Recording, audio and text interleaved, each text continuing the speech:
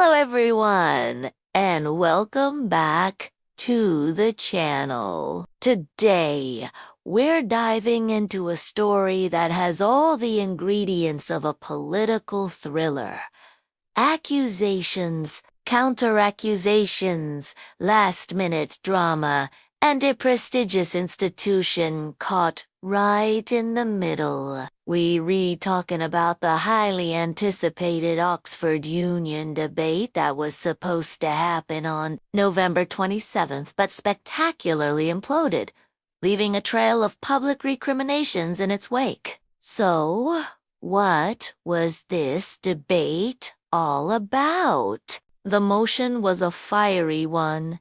This house believes that India's response to Pakistan is a populist strategy sold as security policy. It was said to be a major intellectual showdown between prominent figures from both India and Pakistan. But instead of a reasoned debate, we got a full-blown war of words on social media.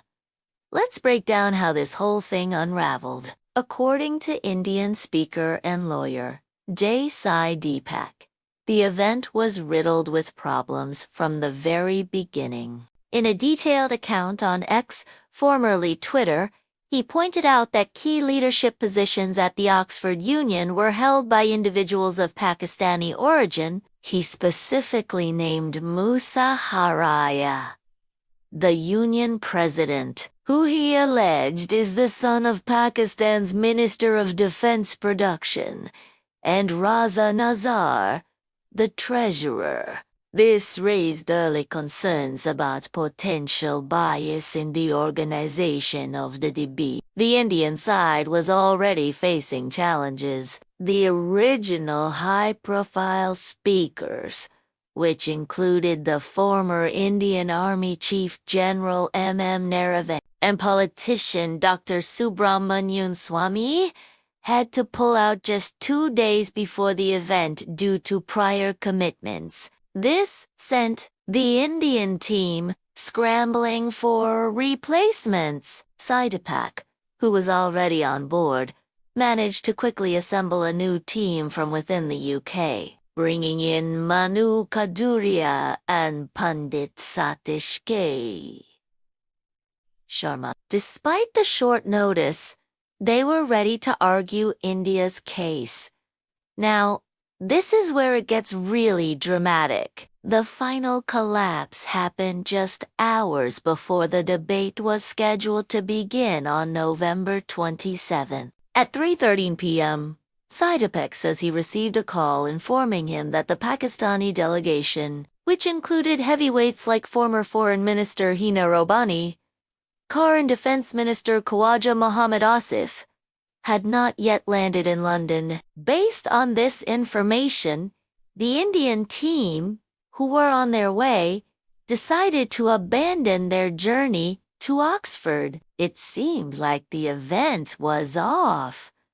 But then, the story took a bizarre turn. Sai Deepak claims he later received confirmation that the Pakistani delegation had, in fact, landed and was already checked into a hotel in Oxford. This revelation completely changed the narrative. If they were in Oxford, why was the Indian team told they hadn't landed? This led Sai Deepak to launch a blistering attack, accusing the Pakistani side of a deliberate gambit. He wrote that they had deserted the battlefield even before the battle begins, suggesting they lacked the courage to face a live, unscripted debate. He didn't hold back his criticism of the Oxford Union either, stating that its leadership had allowed the prestigious institution to be dragged in muck and effectively become a mouthpiece for the Pakistan High Commission.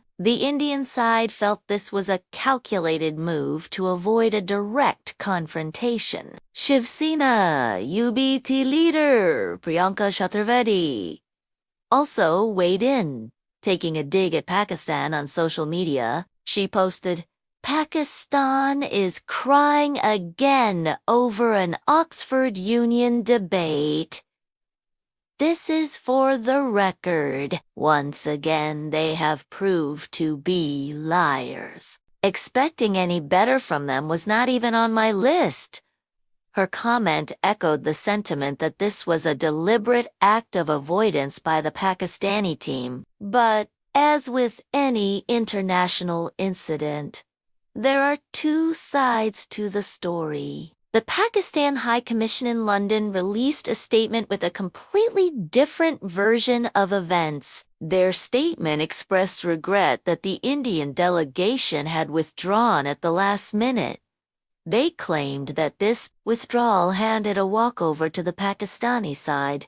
The High Commission framed the situation as a lack of confidence from the Indian speakers to defend their country as security policy and what they called a neutral and intellectually rigorous debate. They essentially painted India as the one that backed out.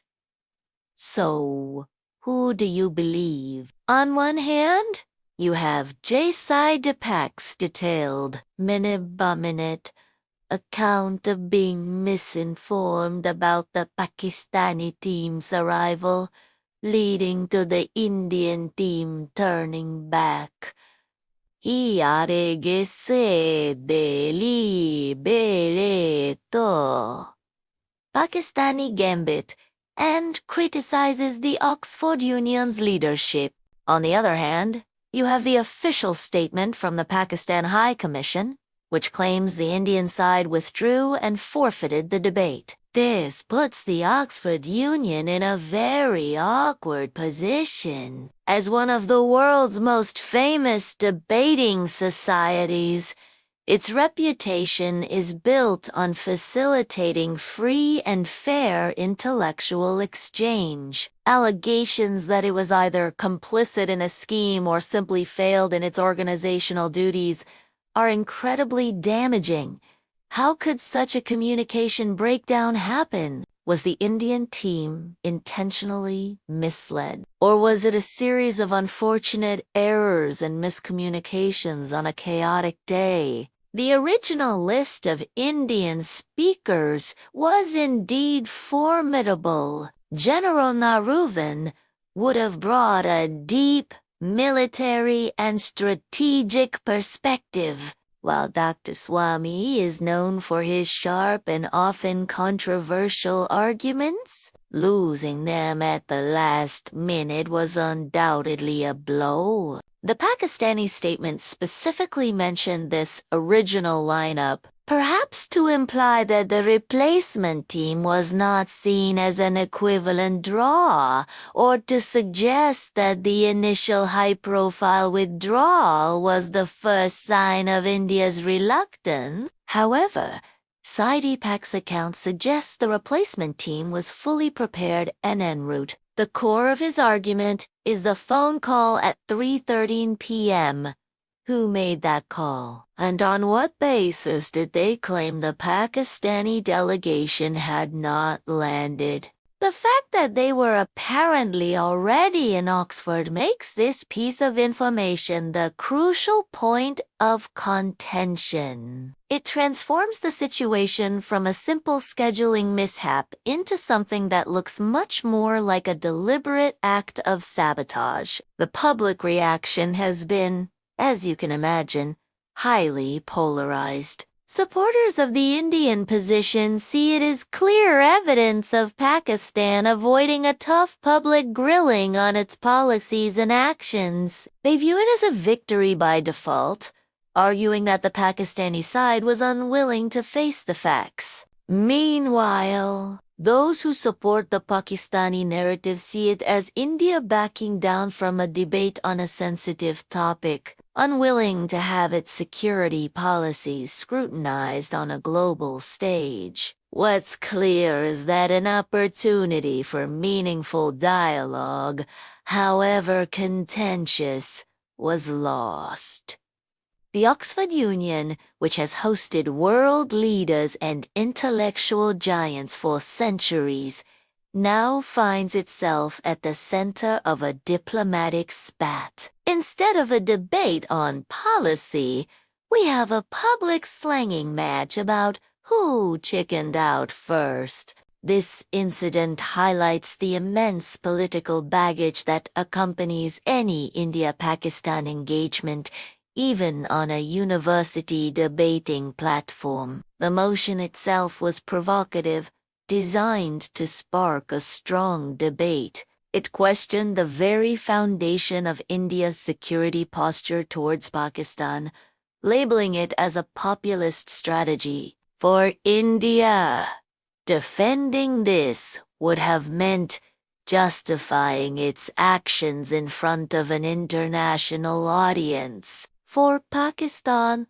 arguing for the motion would have meant challenging India's narrative on security and terrorism. The stakes were high, and perhaps that's why it all fell apart. Maybe the pressure was too much. Or maybe, as Sai Deepak alleges, once Sai decided to play a game rather than play by the rules. We may never know the full, unbiased truth of what happened in those crucial hours. But what we do know is that this debate that never was has generated more heat and controversy than the actual event probably ever would have. It's a fascinating, if disappointing, case study in modern diplomacy, public relations, and the challenges of hosting politically charged events. What are your thoughts on this? Who do you think is telling the truth? Was it an organizational failure, a clever gambit, or something else entirely? Let me know your opinions in the comments below. It's a complex situation with a lot to unpack. Thanks for watching today's deep dive. If you found this breakdown informative, please give this video a thumbs up, and do you and forget to subscribe and hit the notification bell so you and miss our next story. We'll be keeping an eye on any further developments from the Oxford Union or either of the delegations. Until next time, stay informed.